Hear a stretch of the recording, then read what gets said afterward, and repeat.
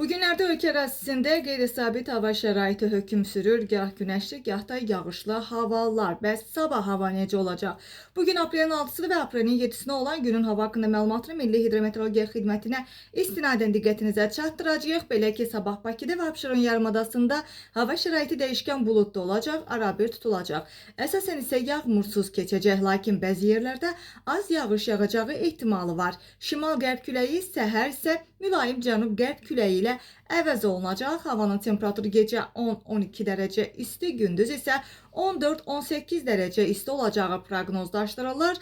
Nisbi rütubət isə gecə 70-75%, gündüz isə 60-65% təşkil eləyəcək. Bəs bölgələrdə hava şəraiti necə olacaq? Rayonlarda bəzi yerlərdə arabir yağıntılı olacağı, dağlıq ərazilərdə qar yağacağı gözlənilir.